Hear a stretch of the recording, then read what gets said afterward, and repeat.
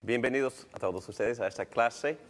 El tema que estamos presentando tiene que ver con la obra del Espíritu Santo. Esta es la clase número 11.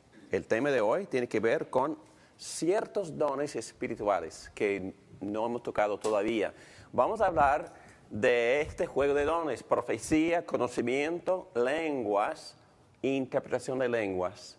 Y la razón por la cual esperé hasta la última clase es porque este tema es un poco controversial. Hay diferencias de opiniones dentro del cuerpo de Cristo entre los pentecostales y entre la gente que es genéricamente evangélica o reformada. Existe una diferencia de opinión y también una diferencia en cómo se usan o no usan estos dones en las iglesias de los días de hoy. Y lo que voy a tratar de hacer es dar un repaso brevemente y hemos tocado la obra del Espíritu Santo antes del día de Pentecostés, y ya hemos tocado lo que pasó en el día de Pentecostés, la venida del Espíritu Santo, y usamos la palabra en aquella noche, la palabra capacidad. Viene con una capacidad sumamente más amplia del Espíritu Santo, con los dones y con todas las gracias de Dios que son aplicadas por el Espíritu Santo, tocando a Cristo y aplicándonos lo de Cristo con todos sus beneficios y toda la efectividad de su obra redentora. Y luego puse esta palabra en forma de broma, casi pentecosteses, porque esta experiencia en Jerusalén fue repetida en Samaria, en Éfeso y en Cesarea, y personalmente con el apóstol Pablo. Entonces, vamos a estudiar la relación entre lo que pasó en el día de Pentecostés y en estos días pentecosteses. Otras experiencias en Samaria, en Cesarea, en Éfeso y en la vida del apóstol Pablo. Y luego tenemos este versículo en las Escrituras, las cartas del apóstol Pablo, 1 Corintios 12:13. Todos somos bautizados por el mismo Espíritu. El mismo Espíritu nos incorpora para formar un solo cuerpo y todos bebemos de un solo Espíritu. Entonces vamos a tratar de ver la relación de esta enseñanza en 1 Corintios 12:13 con lo que pasó en el día de Pentecostés. Y luego, como subpunto, vamos a hacer esta pregunta: ¿fue algo particular que ocurrió o existió en verdad una era apostólica y había un ministerio particular en esa era apostólica? Entonces, las lenguas y estos dones tuvieron un lugar específico y muy particular en esa era, ¿o no? ¿Ok? Y luego, la última pregunta que tenemos que hacer es, hoy día, ¿cuál es la norma? ¿Qué es normativo? O es decir, ¿cómo se debe practicar estos dones el día de hoy en nuestras iglesias? ¿Ok? ¿Es lo mismo que pasó en esta era? ¿Es lo mismo que pasó en el día de Pentecostés? ¿O es diferente? ¿O no deben de ser practicados estos dones? Son las preguntas. Oremos, por favor. Padre nuestro, damos muchas gracias por darnos esta oportunidad de estudiar tu palabra. Gracias por estar con nosotros, por tocarnos, por llamarnos, por darnos lo de Cristo, por salvarnos, por obrar en nuestra santificación. Gracias por darnos ciertos dones. Gracias por darnos una aspiración, un anhelo para crecer y ser santos, conformándonos a la imagen de Cristo. te pedimos que tú nos ayudes a servirte, amarte y obedecerte, utilizando nuestros dones en el ministerio de la iglesia. En el nombre de Cristo Jesús, te lo pedimos todo esto. Amén. Amén. Muy bien. Aquí estamos. Muy bien, entonces vamos a volver a dar definiciones. ¿Cómo definimos esta palabra? Profecía. Ustedes, hace 2 semanas, ¿verdad? No estuve, pero ustedes tuvieron muy buena clase sobre las definiciones, ¿verdad?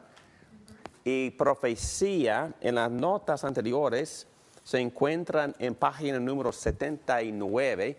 Y aquí en las notas dice, el profeta tenía la habilidad de comunicar con una claridad única e intensidad de fe.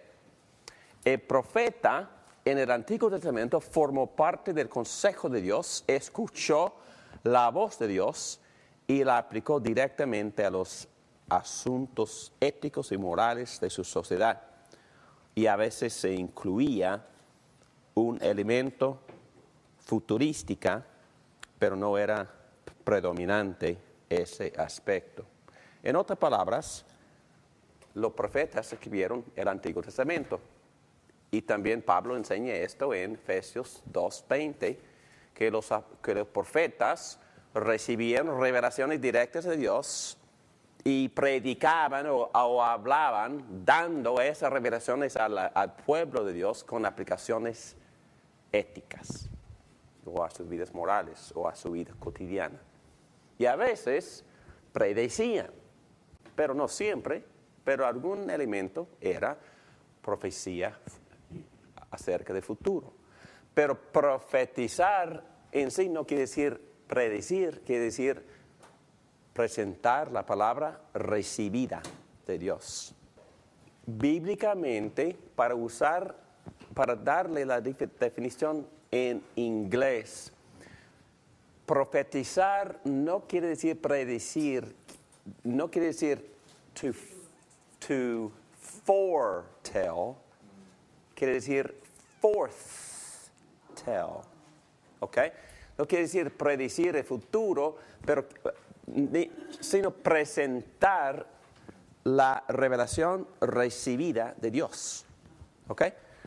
Y vamos a usar en nuestro estudio de lenguas esa definición porque los apóstoles también tenían esa habilidad. Los apóstoles, según el apóstol Pablo, recibieron revelaciones. Pablo dijo que él había recibido su evangelio directamente de Jesucristo y de ningún hombre. ¿Ok? Entonces, Pablo también en ese sentido era profeta. Pero también en el Nuevo Testamento otras personas profetizaban. Las mujeres también profetizaban en las iglesias. Es decir, los apóstoles tenían colegas y tenían representantes y ellos delegaron responsabilidades y otras personas también cumplieron esa función de poder recibir mensajes de Dios y compartir esos mensajes a la iglesia. Y bueno, voy a expresar mi opinión ahora, específicamente durante esta era apostólica. La iglesia, el Nuevo Testamento no había sido escrito todavía y por eso había un flujo flexible de mensajes recibidos y las iglesias tuvieron que juzgar, según Pablo en 1 Tesalonicenses, tenían que juzgar las profecías. Y también cuando el apóstol Pablo en Hechos 14, versículo 10, tuvo visión, sus colegas también juzgaron, o es decir, ellos contemplaron, discutieron el impacto o la dirección o el significativo de esa visión antes de actuar.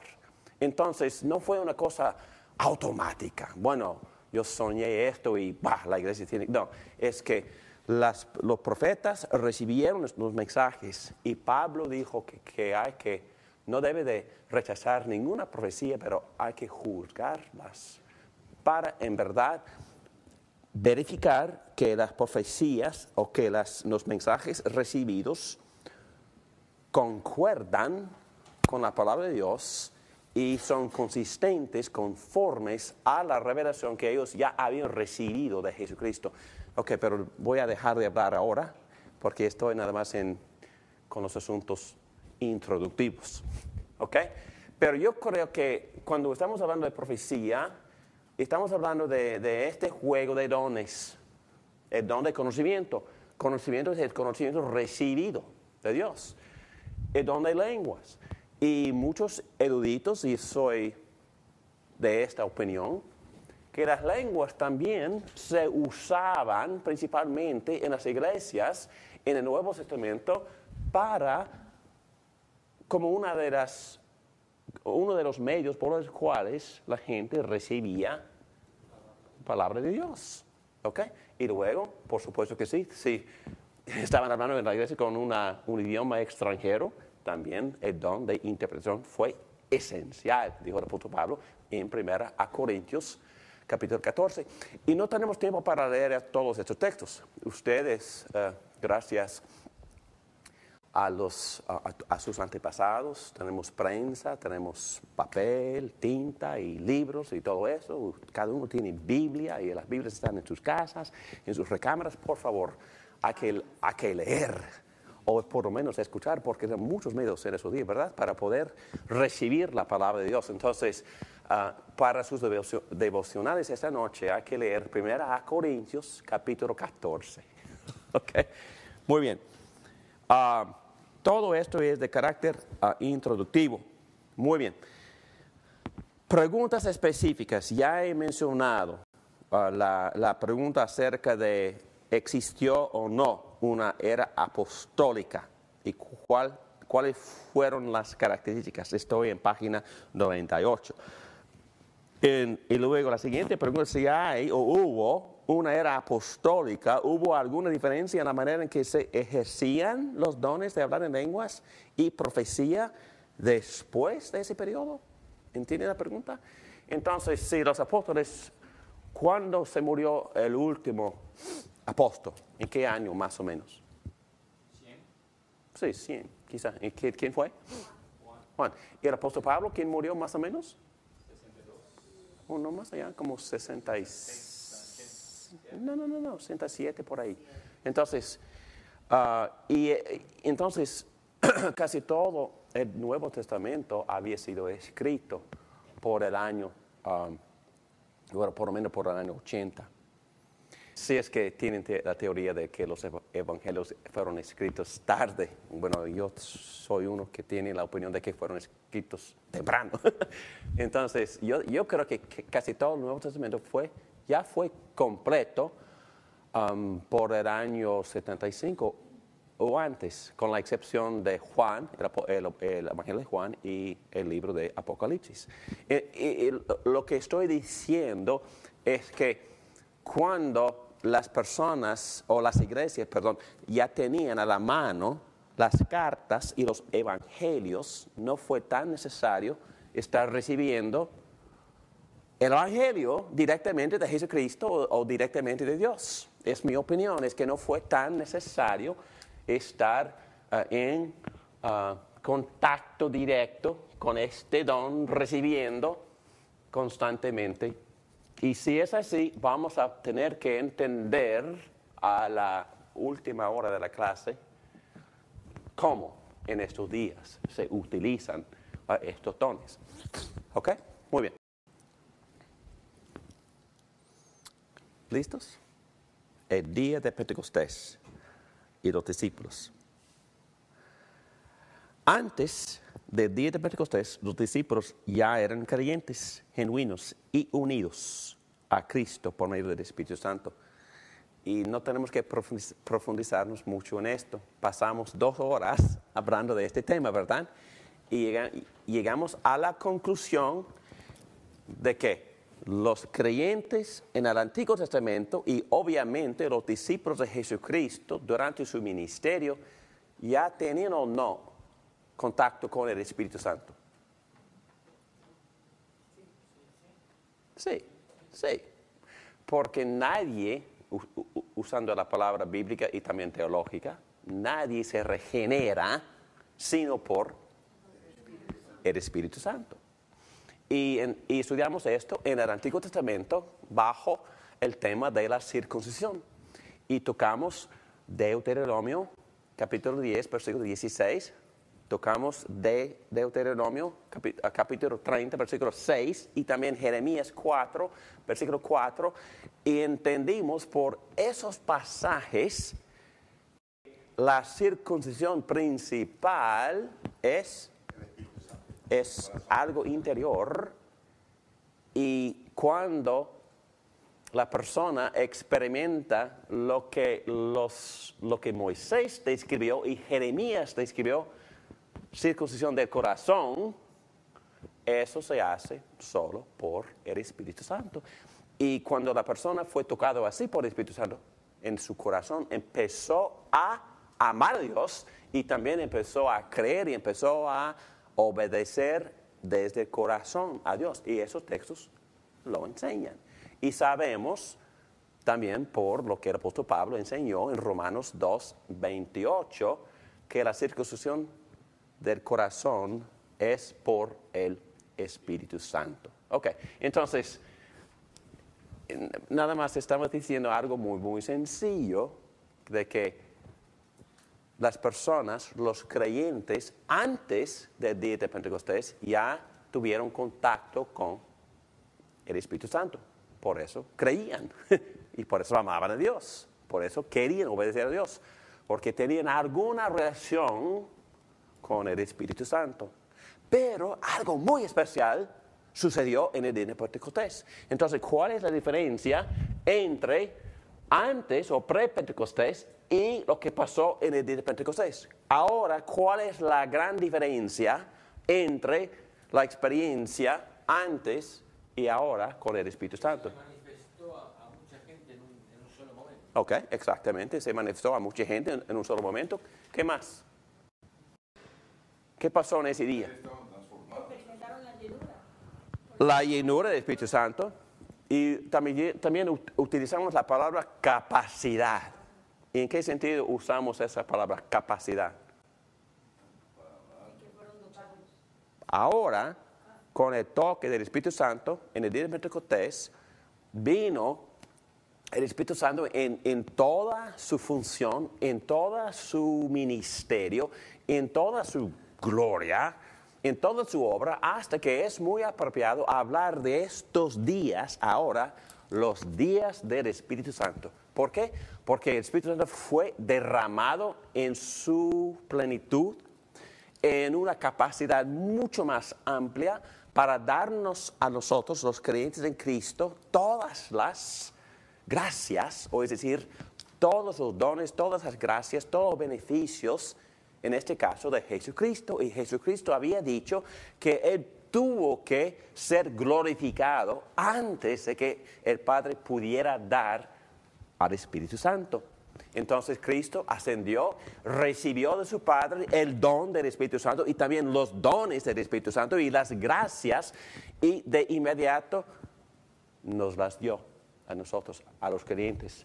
Y ellos, y la evidencia en ese día, hablaron en lenguas. ¿Qué más? Lo más importante es que se cumplió la profecía de Jesucristo en Hechos capítulo 1, versículo 8, donde Él dijo, cuando ustedes recibirán poder cuando viene el Espíritu Santo. ¿Poder de qué? ¿O para qué? Testificar a Cristo. Hermanos, yo creo que, bueno, antes de seguir, eso es lo principal, ¿no? Ahora, en nuestra iglesia, qué bueno que oramos por lo menos un día, pero tenemos que orar más. Y gracias a Pedro que por lo menos estamos orando los jueves.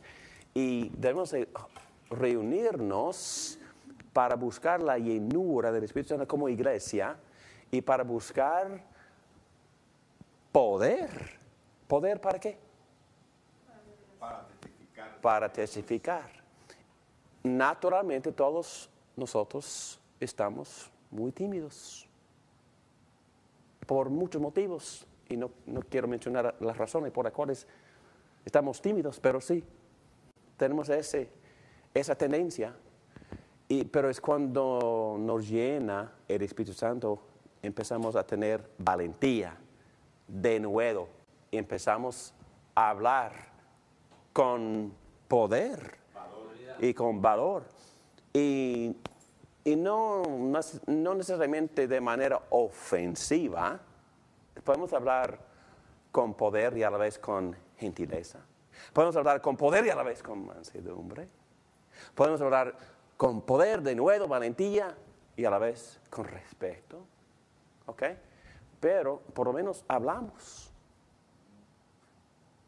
Y no nos callamos. Y hablamos cuando estamos llenos.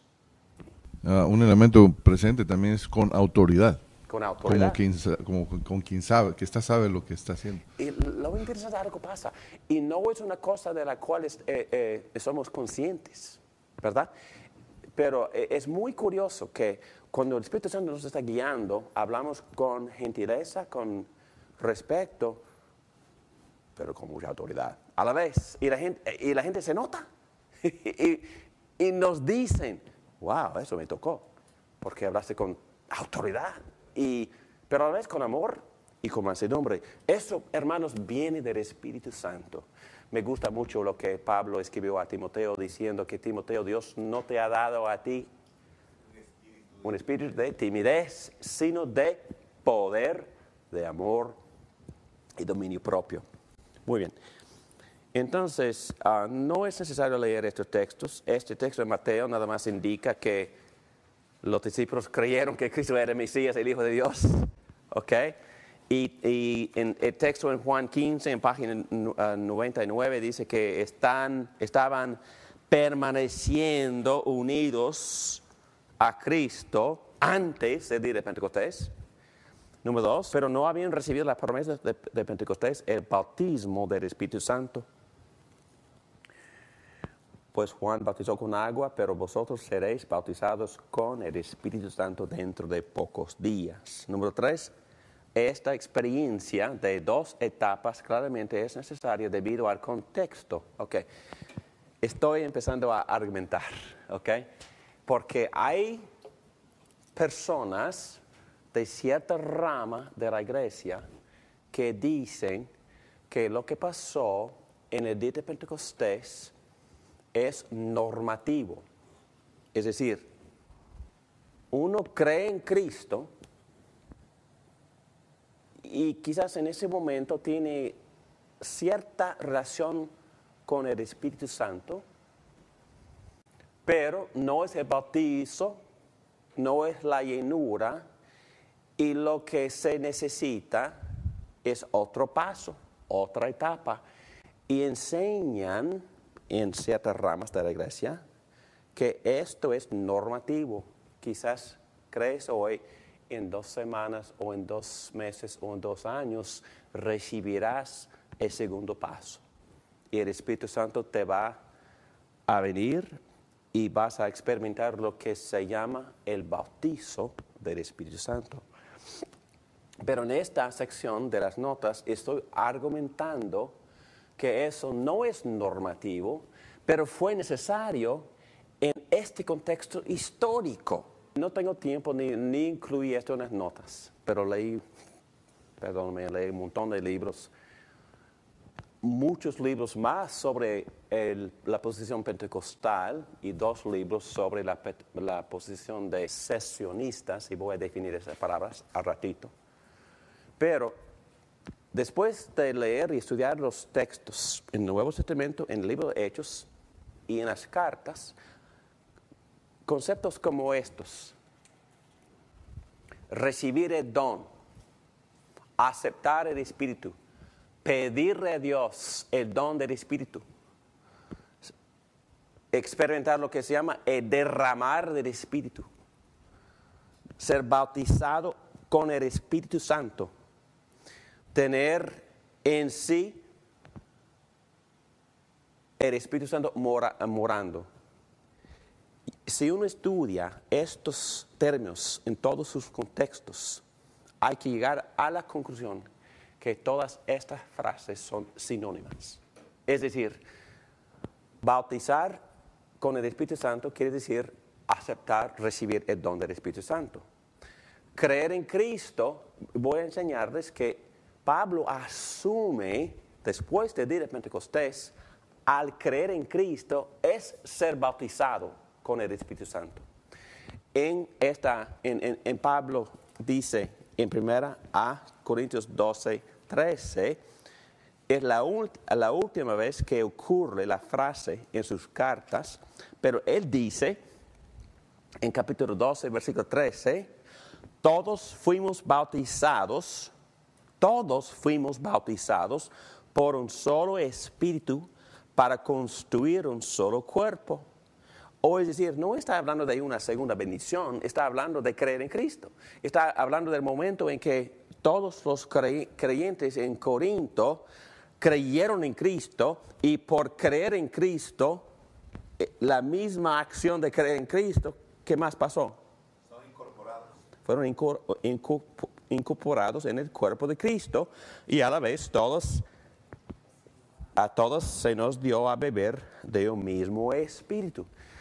Y bueno, estamos argumentando que esta experiencia en capítulo 12 de primera carta a los Corintios es la misma experiencia de creer en Cristo, de ser unido a Cristo en Romanos 6, de recibir el derramar del Espíritu Santo en Romanos 5, de recibir el don del Espíritu Santo en Hechos 2, 38. Entonces, un montón de textos que describen la misma experiencia, nada más con otras frases y otras palabras. Para nosotros, o para los creyentes de hoy, al creer en Cristo, es ser unido a Cristo. Ser unido a Cristo es ser incorporado en Cristo y a la vez incorporado en el cuerpo de Cristo. Entonces, bautizar no es una segunda experiencia de elevación, de superioridad o de experiencia más gloriosa, no. Es en el momento de creer en Cristo, el Espíritu Santo nos une a Cristo y a su cuerpo, y eso se llama bautizo del Espíritu Santo. Sí, señor.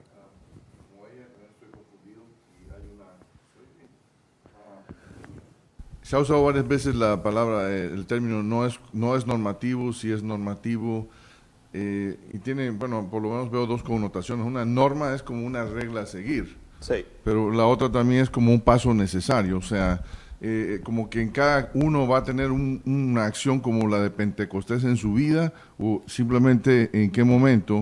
Es como quien dice, estamos en el momento de Pentecostés para cada creyente.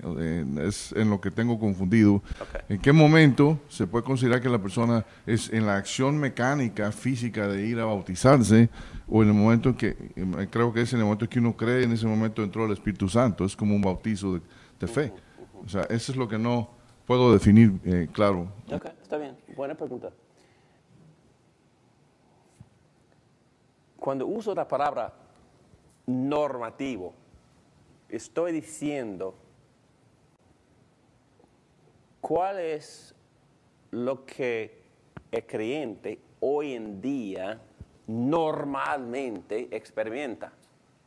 En términos de costumbre. No de costumbre, en términos de cuál es el patrón bíblico, cuál es el diseño bíblico. Entonces, ¿qué puede esperar cualquier creyente del siglo XXI cuando usa la palabra normativo? Entonces, ¿cuál es la experiencia normal, bíblica, conforme a las Escrituras, conforme a lo que todos experimentamos con el Espíritu Santo? Y estoy presentando mi posición ahora en este asunto que en verdad no es el asunto principal de esta clase, es un puntito respondiendo a los que dicen que lo que experimentaron los discípulos, ellos creyeron en Cristo, recibieron contacto con el Espíritu Santo, pero después ellos experimentaron su Pentecostés y su bautizo. Estoy diciendo que para ellos fue necesario experimentar el toque y luego la llenura, la capacidad más amplia, bautizo, porque el Espíritu Santo no se había dado todavía. Pero estoy argumentando que ahora, después del día de Pentecostés, si yo voy a la calle y presento a Cristo con tal fulano y esa persona cree en Cristo, en ese momento viene el Espíritu Santo para bautizarlo, para unirlo a Cristo. Entonces es una sola experiencia. Es lo que después de leer tantas frases en varios contextos, en Hechos y en las cartas del apóstol Pablo, es mi convicción y la convicción en verdad, de todas las iglesias evangélicas y todas las iglesias reformadas, que lo normal ahora es que el bautizo del Espíritu Santo es cuando el Espíritu Santo me une a Cristo en el momento de mi conversión. Cesarea, Samaria, Éfeso. Aquí estamos en página 99 y la letra B. Y lo que estamos viendo ahora, y no estoy bromeando, pero estoy hablando de otros pentecosteses. Aquí Dios derramó a su espíritu en el día de Pentecostés. Pedro predicó y después de su primer sermón, 3,000 personas se arrepintieron, fueron bautizados, recibieron el don del Espíritu Santo y el perdón de todos sus pecados. Y predicó otra vez y 2,000 personas creyeron, y la iglesia en aquel momento tenía 5,120 miembros, porque ya habían 120, ¿verdad?, esperando el día de Pentecostés.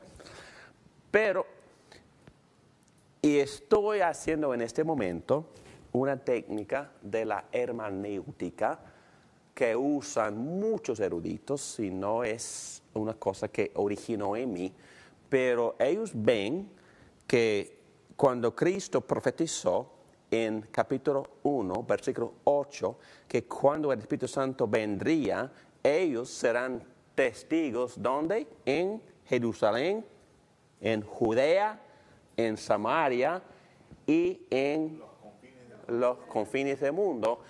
Y algunos eruditos ven que, en un sentido, el libro de Hechos se divide, o el bosquejo es el avance del Evangelio en Jerusalén, el avance del Evangelio en Judea, la transición cruzando barreras étnicas en Samaria, y luego en Cesarea, en la casa de Cornelio, un avance en el mundo de los gentiles, y en Éfeso, quizás por los problemas y por la confusión, otra experiencia. Pero ellos ven que cuando el Evangelio avanzó cada vez, ¿qué pasó?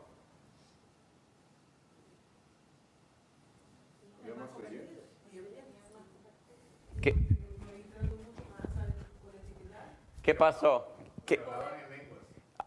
Menos en Samaria, pero lo que pasó es que fueron los apóstoles, impusieron las manos, el Espíritu Santo vino y hablaban en lenguas, y habían varios lugares en los cuales lo mismo que sucedió aquí ocurrió en Cesarea, en Samaria, en Éfeso, en Cesarea. Interesante, ¿no? Y que Lucas quiere reportar cada vez que fue avance, más o menos siguiendo el bosquejo de Hechos 1:8, Judea, Samaria, hasta los confines del mundo, y en cada avance el derramar del Espíritu Santo, la imposición de las manos de los apóstoles, y hablaron en lenguas. Entonces, estas personas en Cesarea, en Éfeso, no habían experimentado todavía lo que pasó acá. Algunos habían creído en Cristo, pero algunos ni han oído del Espíritu Santo. ¿Ok? Y cuando los apóstoles fueron, impusieron las manos y ellos recibieron el don del Espíritu Santo y empezaron a hablar en lenguas.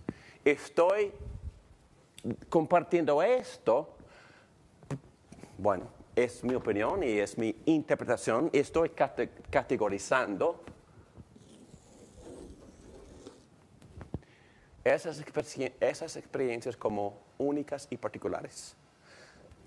Esas experiencias fueron la inauguración,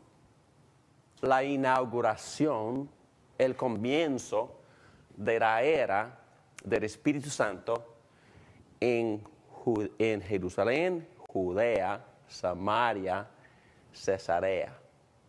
¿Ok? Y estoy argumentando que por ser la inauguración, no es necesariamente normativo. Es la opinión de esta posición. La opinión de los pentecostales es que sí, todo el mundo tiene que experimentar esto. Todo el mundo tiene que creer y tener alguna experiencia o alguna relación con el Espíritu Santo, pero eso no es suficiente porque después cada creyente necesita tener su Pentecostés y tiene que hablar en lenguas. Y yo sé que hay muchas diferencias de opiniones. Algunos dicen que es la evidencia necesaria del bautismo del Espíritu Santo. Algunos dicen que no es ideal. Pero estamos en esta posición, estamos diciendo que no es particular, es único, representa. Lenguas en estos casos representan la inauguración del avance del Espíritu Santo en esas regiones. Muy bien. Ok, vamos a leer. Ayúdame por favor, Pedro. ¿Quieres leer ese párrafo bajo Cesarea en B, aquí? En página 99. Okay. Es apropiado ver estas situaciones en cuanto se da el Espíritu Santo como eventos históricos únicos de un periodo de transición y no como experiencia de dos etapas normativas para todos los cristianos de todos los tiempos. La transición refiere a la manera en que el Espíritu Santo se relacionaba con los creyentes antes de Pentecostés y a la manera en que se relacionaba después. Es decir, cada uno de estos incidentes sigue el modelo de Hechos 2:4, en el cual se experimenta su propio Pentecostés. Esto responde a la perspectiva pentecostal que el bautismo por el Espíritu Santo es una experiencia más plena y alta del Espíritu Santo posterior a la regeneración y que debe ser buscada por toda persona verdaderamente santa. Entonces, Es un resumen de lo que acabo de decir, que fue una experiencia única durante ese periodo de transición. ¿Transición de qué? Transición entre no tener Pentecostés o no tener la venida del Espíritu Santo en esta capacidad y tenerla. ¿Ok? Muy bien.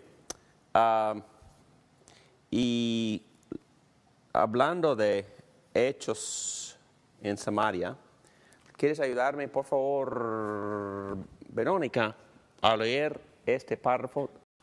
Hechos 8, 4 al 8. Los que se habían dispersado predicaban la palabra por donde quiera que iban. Felipe bajó a una ciudad de Samaria y les anunciaba al Mesías. Al oír a Felipe y ver las señales milagrosas que realizaba, mucha gente se reunía y todos prestaban atención a su mensaje. De muchos endemoniados, los espíritus malignos salían dando alaridos, y un gran número de paralíticos y cojos quedaban sanos, y aquella ciudad se llenó de alegría. Cuando los apóstoles que estaban en Jerusalén se enteraron de que los samaritanos habían aceptado la palabra de Dios, le enviaron a Pedro y a Juan. Estos, al llegar, oraron por ellos para que recibieran el Espíritu Santo, porque el Espíritu aún no había descendido sobre ninguno de ellos, solamente habían sido bautizados en el nombre del Señor Jesús. Entonces Pedro y Juan les impusieron las manos y ellos recibieron el Espíritu Santo. Entonces, ¿quisieras leer el párrafo abajo, por favor? En A. El primer paso decisivo de la iglesia de salir de e ir más allá del judaísmo fue el hecho de llegar a Samaria. Eso no fue un evento casual cualquiera. Solo la accesión de los gentiles, Hechos capítulo 10, se puede comparar con esto. Samaria fue tanto un puente que se tenía que cruzar como una base que se tenía que ocupar. Un puente que se tenía que cruzar porque Samaria representaba la más profunda de las grietas, la división racial religiosa. Una base que se tenía que ocupar porque la iglesia ya no residía en Jerusalén o simplemente entre los judíos, sino llega a ser una misión. Para Dios no existían barreras a su don del Espíritu Santo. Donde quiera que ocurra fe en el Evangelio, allí había la obra del Espíritu de Dios y por lo tanto Dios propuso dar el don de su Espíritu. Que el bautismo en el nombre de Cristo, tal como en todas las otras partes y ahora en Samaria, tiene que incluir el don del Espíritu. En una palabra, el don del Espíritu Santo de Dios es gratuito y para todos. Para enseñar este hecho básico e importante fue el hecho del Evangelio. Dios retuvo este don hasta que los apóstoles lo vieron con sus propios ojos, para que no pasara por alto, y fueron instrumentales en impartir este don de Dios. Con sus propias manos, un don no merecido por nada y aún menos a causa de raza o religión previa. ¿Qué les parece esa explicación?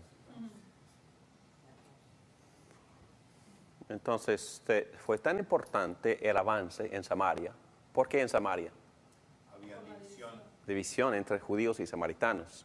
Racismo fuerte. No se trataban. No se trataban. Grandes diferencias de religión y de cultura.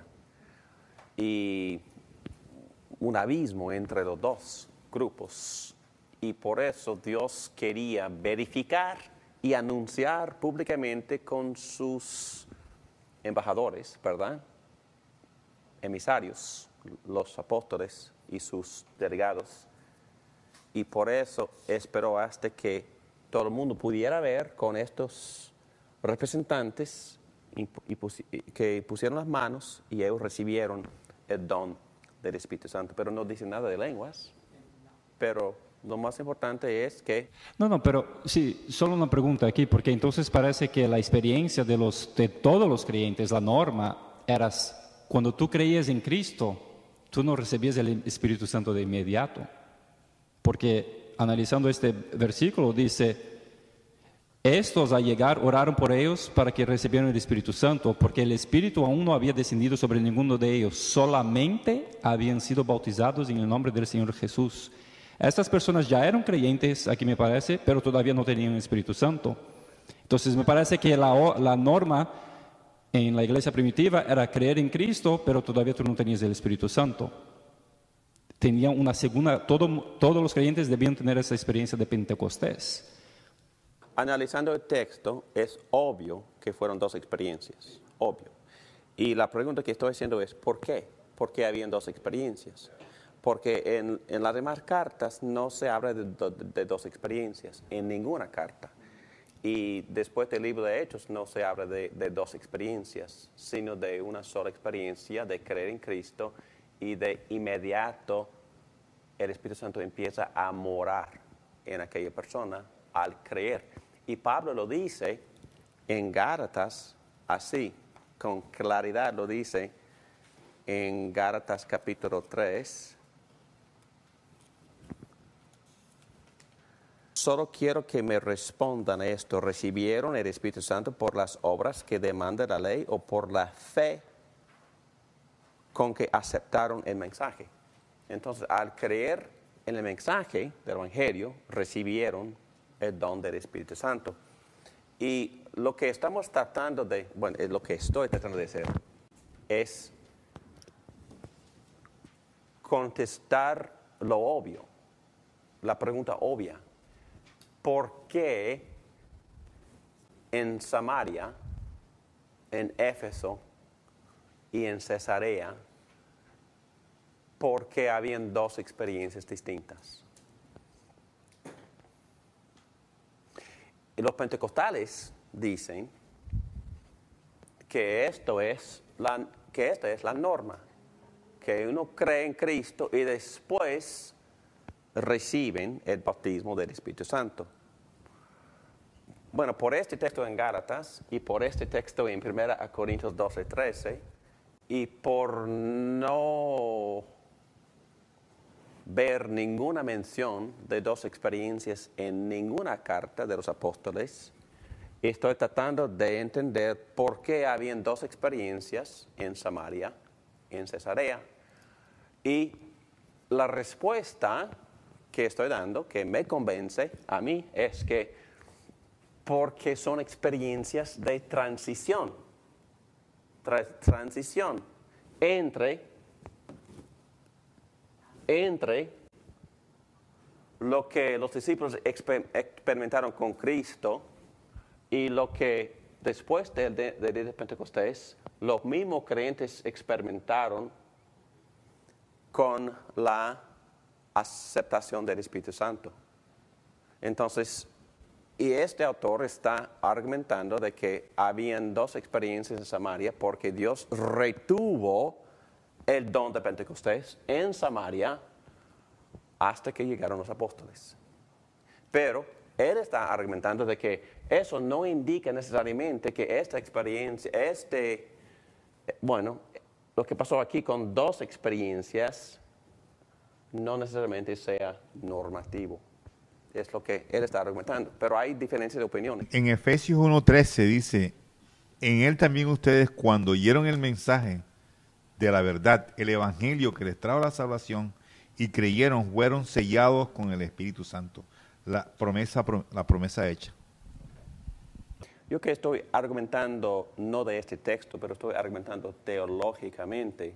Ya hemos pasado 4 años estudiando el hecho de que qué pasa, qué hace el Espíritu Santo, qué es la primera obra del Espíritu Santo en la vida de una persona muerta. Regenerar a esa persona. Entonces, lo que estamos diciendo es que ni creemos sin la obra del Espíritu Santo. Y cuando una persona se arrepiente y cree, es porque el Espíritu Santo ya está obrando, y al creer, esa persona se une por el mismo Espíritu a Cristo, y según lo que yo veo en las cartas, esa experiencia se llama bautismo del Espíritu Santo. Y yo sé que en estos 4 ejemplos son 2 experiencias. Y mi argumento sumamente sencillo es que son 2 experiencias porque en cada lugar, en Cesarea, en Éfeso, en Samaria, experimentaron su propio Pentecostés. Entonces, su propia inauguración de la era del Espíritu Santo es lo que voy a dejar de hablar, pero es la posición de usar capítulo 1, versículo 8 como el bosquejo y ver estos avances como otro pentecostal con los apóstoles imponiendo las manos y con el Espíritu Santo viniendo como una segunda experiencia en esos casos, en esos ejemplos. Vamos a ver lo que pasó en Cesarea, por favor. Estamos en página 101. De una manera similar, el Evangelio llega a Cesarea. El Evangelio llega a Cesarea como, hermanos, no voy a leer los pasajes porque me tomaría mucho tiempo, pero estamos hablando de casi 60 versículos. Estamos hablando de Hechos capítulo 10 y Hechos capítulo 11. 2 capítulos completos que describen la conversión de ¿quiénes? Cornelio y su familia. Ok. El primer avance en una casa gentil. Ok. El Evangelio llega a Cesarea como una representación del mundo gentil. Otra vez siguiendo el bosquejo hasta los confines del mundo, según Hechos capítulo 1, versículo 8. la cantidad de atención dada a este evento en Hechos 66 versículos indica su importancia decisiva en el programa para Lucas. Es más que una mera narración de conversiones sorprendentes, un paradigma para toda edad. Mejor dicho, es un suceso específico y estratégico en el programa completo de la misión de Hechos. Entonces, celebran por la presencia de un apóstol la llegada del Espíritu Santo en la casa de la familia gentil, la familia de Cornelio. ¿Ok?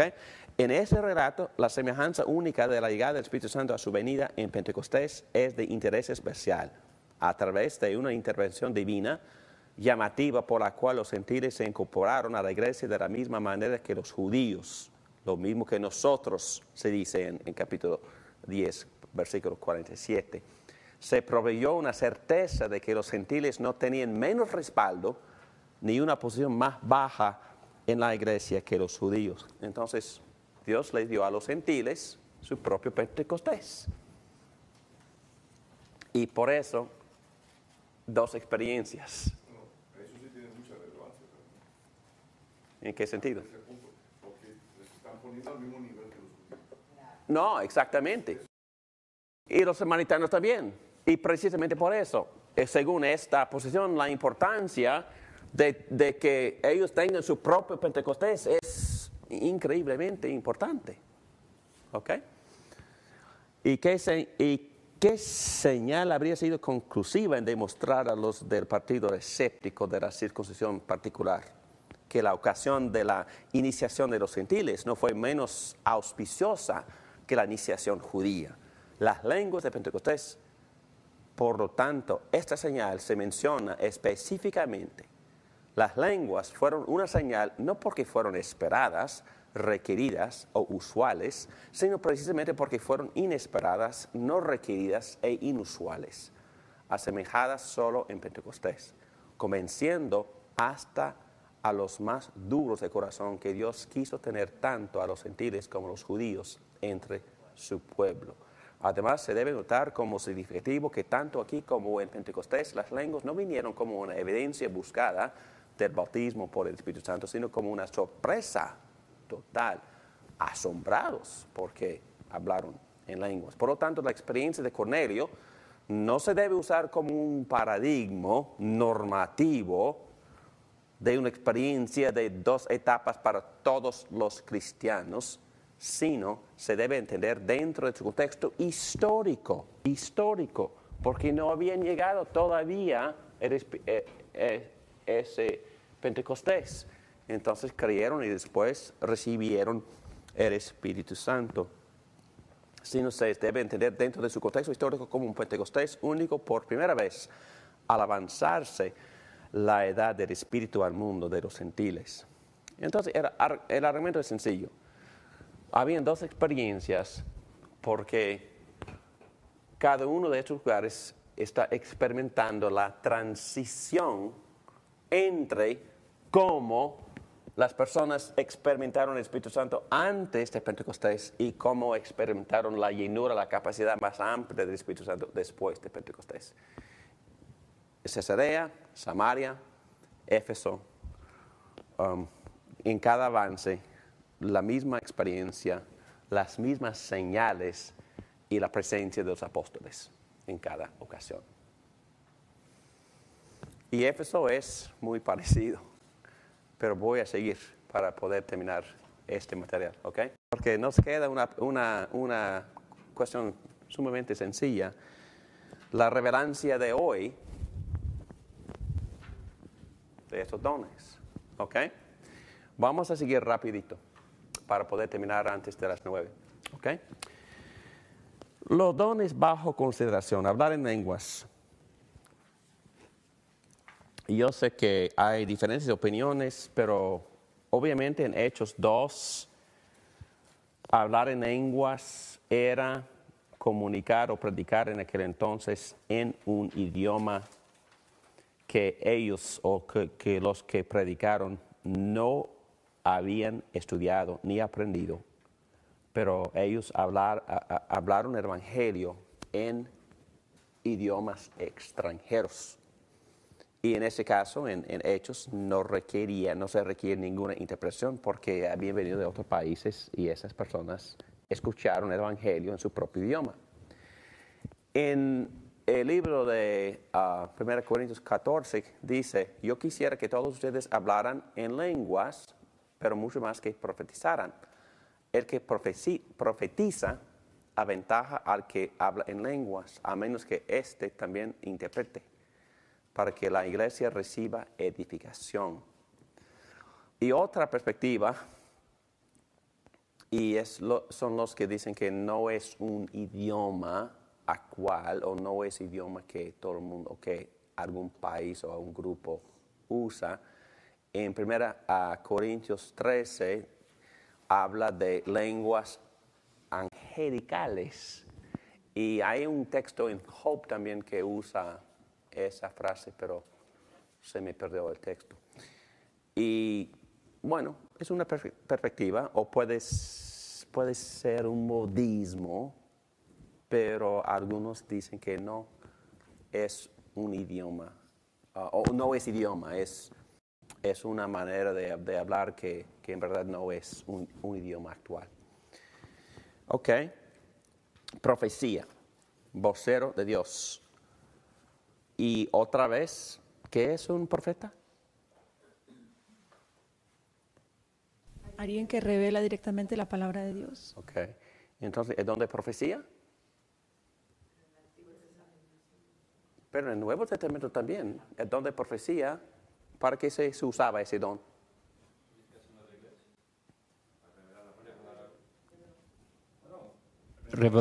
Revelar, yo creo que me parecía revelar la voluntad de Dios para la iglesia, algo personal a la iglesia o a la persona.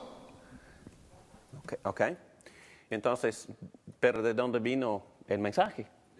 De Dios.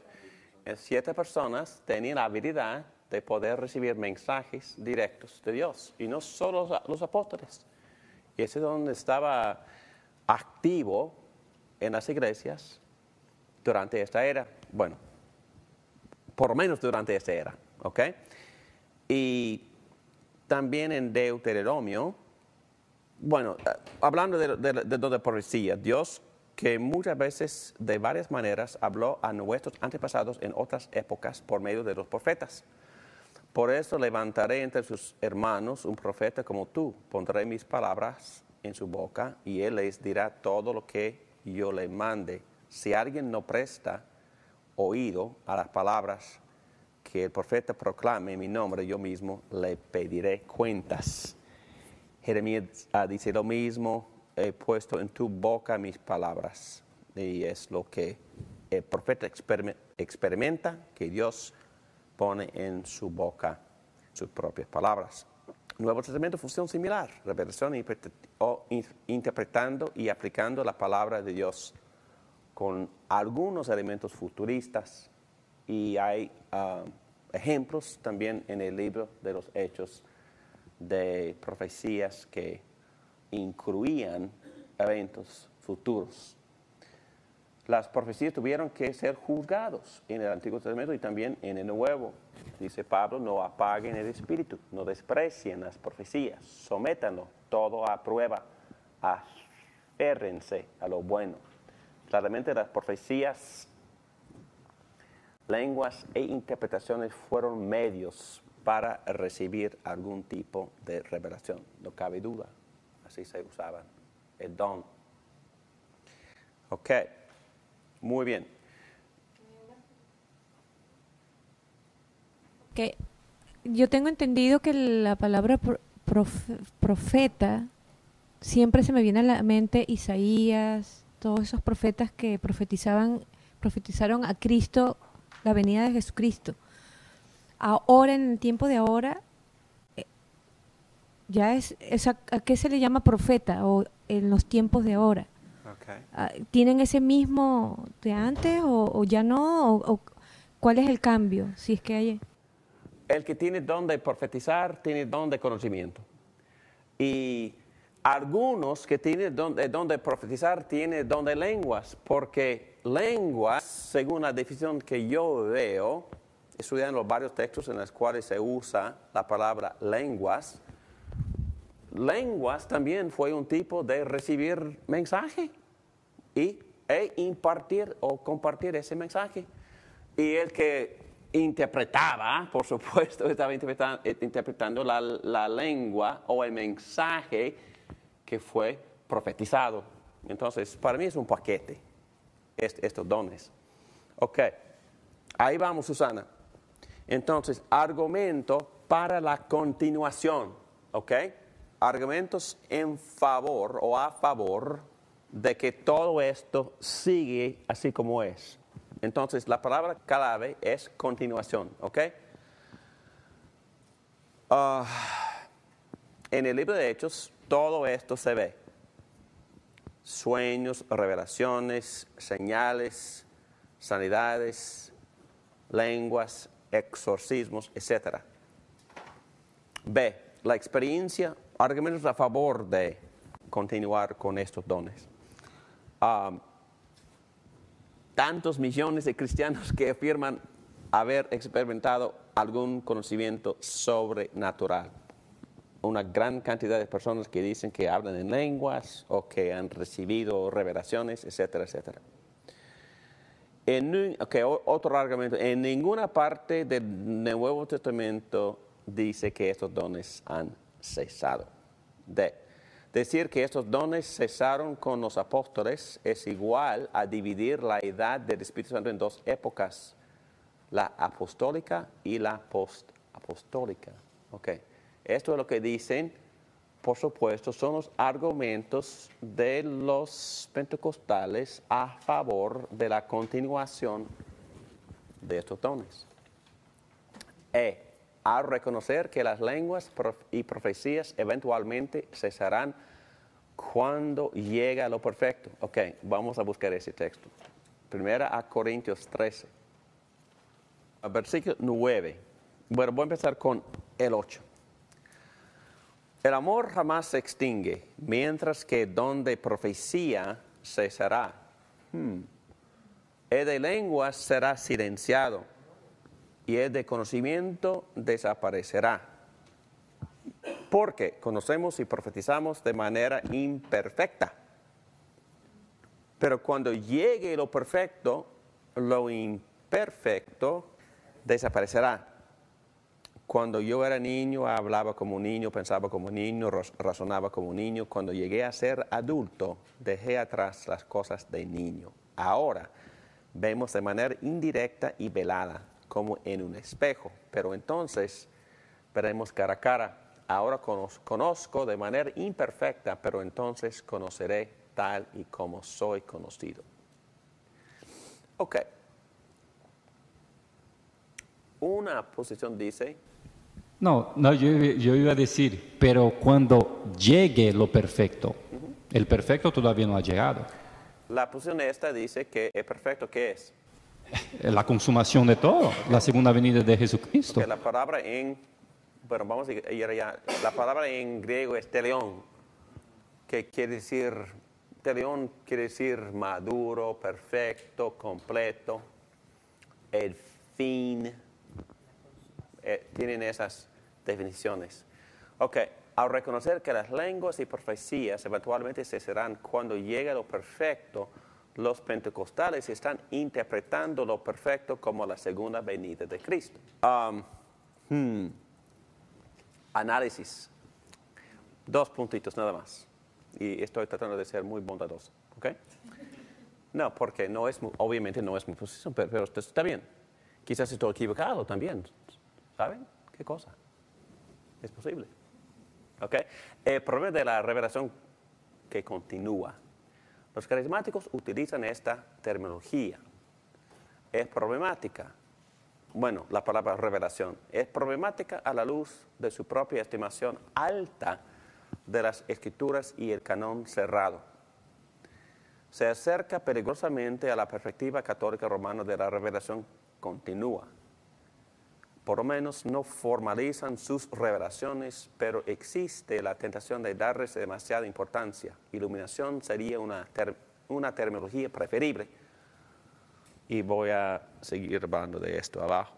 Nada más es que cuando una persona, bueno, como yo, o una persona que ha estudiado la palabra revelación, escucha, oh, yo tengo una nueva revelación, eso asusta. Porque voy a argumentar abajo que la revelación ya está completa. Y yo sé lo que va a decir, que, bueno, no estamos hablando de revelaciones absolutas, no estamos hablando de revelaciones infalibles. Y, ok, yo acepto eso. Mejor dicho, usar otra palabra, mejor usar la palabra iluminación que la palabra revelación, porque no estamos hablando de nuevo conocimiento de Dios, no estamos hablando de palabra de Dios que debe incluirse en la Biblia, estamos hablando de guía o de impresiones o de sabiduría para una situación en particular. ¿Ok? Tiene la tendencia de favorecer el emocionalismo y la subjetividad tendencia, que llevan a la negligencia, no tiene que ser, pero a veces del estudio serio de la revelación dada en la palabra de Dios o incluso de llegar a aplicaciones para la vida que son inconsecuentes con la palabra de Dios. Y ese peligro, y es un peligro muy práctico, un peligro que he observado. Y si tengo un sueño, una revelación directa y estoy convencido de que Dios me ha dado este mensaje, a veces no me importa lo que diga la palabra. Y yo he visto eso. Y puedo darles ejemplos que les asustarían. Pero esa es la tendencia nada más. Es un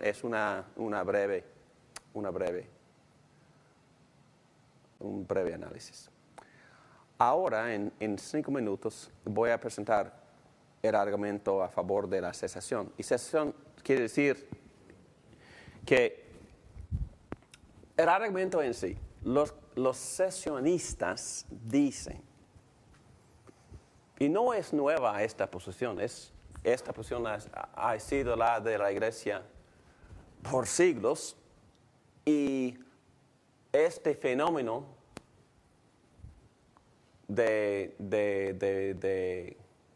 este fenómeno que se llama el movimiento carismático es relativamente nuevo, menos de 100 años. Y durante siglos la iglesia no experimentaba estos fenómenos. Pero por lo menos los que dicen que estos dones han cesado argumentan que los dones fueron necesarios para completar el Nuevo Testamento en la era de los apóstoles, y cuando los apóstoles habían recibido los conocimientos suficientes que Dios quería darle a la iglesia, y cuando ellos se murieron, también esos dones cesaron. Es la posición, brevemente hablando. Estos dones se conectan con la revelación, completando la figura y la imagen de Cristo, y cuando fue completada las escrituras del Nuevo Testamento, según esta posición ya no fueron necesarias estos dones. Es nada más la posición. Y los argumentos a favor de esta posición, la perspectiva de continuación o restauración, porque por tantos siglos no se aparecieron, esto no se puede explicar con una falta de fe. Y yo sé que hay mucho trasfondo, porque la práctica, y yo he leído muchos libros de los pentecostales, hay que orar mucho para tener el don, hay que buscar el don, hay que vivir con una obediencia completa y hay que tener mucha fe para poder recibir este don. Y esto no se puede pecar con falta de fe de parte de la iglesia, porque la iglesia siempre ha demostrado fe. Y las escrituras enseñan que los dones se distribuyen sobrenaturalmente y que no se reciben basado en la condición de buscarlos. Pedro, ¿quieres ayudarme por favor con la B? La perspectiva de continuación asume que lo inusual y milagros es normativo bíblicamente y empíricamente, cuando, de hecho, las escrituras mismas indican que los dones extraordinarios están limitados a unos breves periodos de la historia de la revelación. Es decir, el Éxodo, el establecimiento del ministerio profético bajo Elías y Eliseo, y por supuesto el advenimiento del Mesías. El resto de la Biblia, incluso el Nuevo Testamento, habla poco de esto después de los años 60 después de Cristo. Las cartas escritas después de Corintios y Tesalonicenses están calladas con respecto a señales y milagros y dones reveladores. Ok, entiendo el punto. Es que el silencio por más de 1500 años y en el día de Pentecostés y también en la era de los apóstoles, el evento sumamente especial, porque Cristo ya había venido y los apóstoles completaron el Nuevo Testamento, y durante esta era fue una multiplicación de estos dones y estos milagros. Y también durante el establecimiento de la escuela de profecía bajo Elías y Eliseo, también ellos tenían la habilidad de hacer muchos dones. Y también la gran redención bajo Moisés, obviamente había muchas señales, muchos milagros hechos por Moisés. Pero más allá de estos tres eventos históricos, hay muy poca evidencia de este tipo de don extraordinario. Es argumento de esta posición de cesación. Y también los dones inusuales en página 106 son llamados señales para el ministerio de Cristo. Y yo puse nada más 3 textos donde los milagros de Cristo se llaman señales o señales y prodigios. El ministerio de Cristo fue señalado, la identidad de Cristo fue señalada, y el propósito de las señales fue señalar o indicar, identificar a Cristo como el Hijo de Dios, como el Mesías. También el ministerio de los apóstoles. Los apóstoles también tenían marcas distintivas, tales como señales, prodigios y milagros. Y Pablo lo dice también en Romanos, que ellos habían servido mediante poderosas señales y milagros, pero la palabra señal. También el mensaje de salvación fue anunciada primeramente por el Señor, y los que la oyeron nos la confirmaron. A la vez Dios ratificó su testimonio acerca de ella con señales, prodigios, diversos milagros y dones distribuidos por el Espíritu Santo. Okay, el argumento en sí brevemente es que la función de estos dones y milagros era señalar algo nuevo, el ministerio de Jesucristo, el ministerio de los apóstoles, y el mensaje mismo fue confirmado por estas señales. Ok, hermanos, ya nos pasó la hora. ¿Por qué no leen el resto de este material? Y quisiera llegar a alguna conclusión y quizás llegar a una resolución al final de esta clase, pero ya me pasó la hora y quisiera no correr por el resto de este material. Y por favor vamos a orar y vamos a continuar por lo menos 20 minutos en la próxima sesión. Oremos, por favor. Padre nuestro, damos muchas gracias por lo que nos estás enseñando. Danos mucha sabiduría, por favor. Danos entendimiento y guía. Danos buen juicio para poder entender esas cosas un poco complicadas en tu palabra y para poder aplicarlas a nuestras vidas individuales y a tu iglesia. En el nombre de Cristo te lo pedimos todo esto. Amén.